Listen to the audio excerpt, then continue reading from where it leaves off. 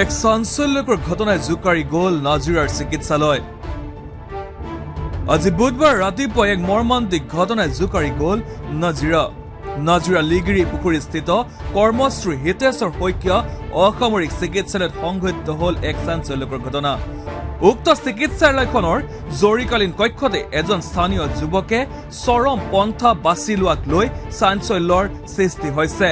যোৱা নিশা জৰুৰীকালীন কক্ষত চিকিৎসক নাৰ্ছ থকাৰ স্বত্তেও ৰাতিপুৱাই কেনেকৈ এজন স্থানীয় যুৱকে চৰম পন্থা বাছি ল'লে, ইয়াকে লৈ সৃষ্টি হৈছে নাজিৰাত তীব্ৰ চাঞ্চল্যৰ। যুৱকজনৰ নাম মিণ্টু দত্ত বুলি জানিব পৰা গৈছে। তেওঁৰ বয়স প্ৰায় 37 বছৰ বুলিও কোৱা হৈছে। তেওঁৰ ঘৰ নাজিৰাৰ লিগিৰি পুখুৰীৰ বুলি জানিব পৰা গৈছে। চিকিৎসালয়খনৰ নিৰাপত্তা শিথিলতাৰ বাবে এনেধৰণৰ ঘটনা সংঘটিত হোৱাৰ আশংকা কৰা হৈছে। এই ঘটনাৰ প্ৰকৃত ৰহস্য আৰক্ষীৰ তদন্তৰ পাছতহে পোহৰলৈ আহিব।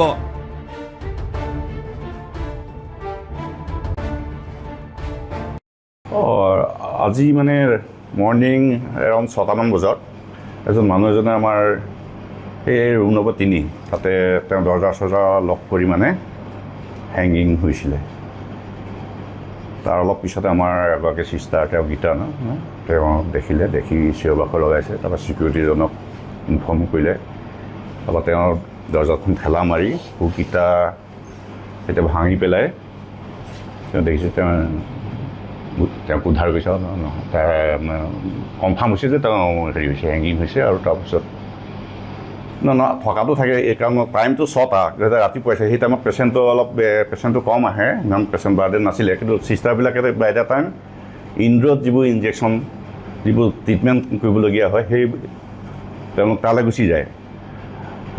তাৰপৰা যদি পেচেণ্ট আহে ইমিডিয়েট আকৌ আহি যায়, তেওঁলোকে ট্ৰিটমেণ্ট কৰে। কিন্তু সেই টাইমটোত আচলতে ইনজেকশ্যনৰ টাইম থাকে যে ইনজেকশ্যনবিলাক দিবলৈ, বিশেষকৈ এণ্টিবায়'টিক বেলেগ ধৰণৰ।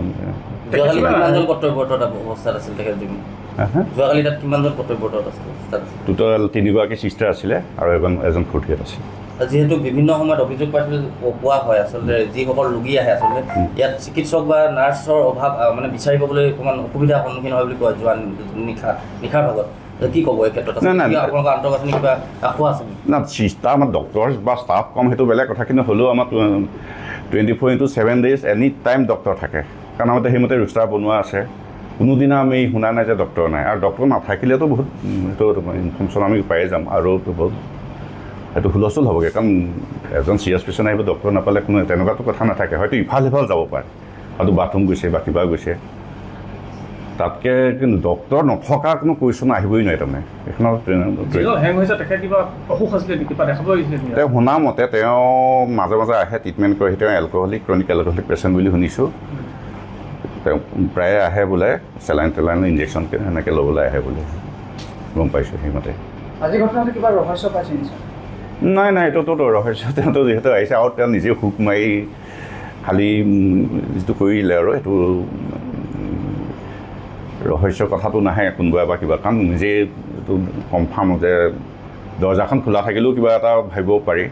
কিন্তু দৰ্জা নিজে যিহেতু ভাঙি কৰিবলগীয়া হৈছে, তেওঁক উদ্ধাৰ কৰিবলগীয়া আছে। গতিকে এইটো ৰহস্যৰ একো কথাই নাহে তাৰমানে। নাজিৰাৰ পৰা নয়নমণি ভৰদ্বাজৰ ৰিপৰ্ট, NEView।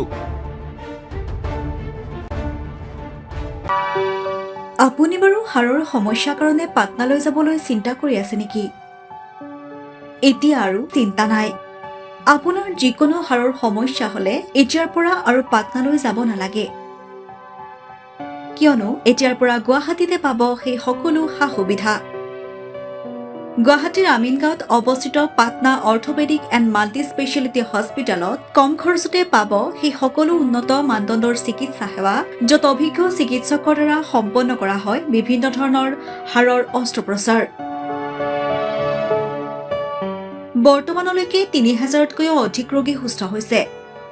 हमारे हॉस्पिटल में ऑर्थोपेडिक से रिलेटेड हर तरह का इलाज जैसे कि joint replacement, trauma surgeries, spine surgeries, Ilizarov surgeries और की होल सर्जरी जिसको आर्थ्रोस्कोपी कहते हैं, उसका इलाज संभव है। উন্নত মানদণ্ডৰ সা সুবিধা থকা হস্পিটেলখনত আছে 3টাকৈ VIP ৰুম,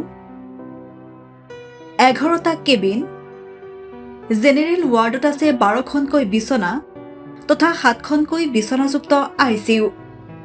তাৰোপৰি এই হস্পিটেলখনৰ ভিতৰতে আছে ফাৰ্মাচীৰো সা-সুবিধা।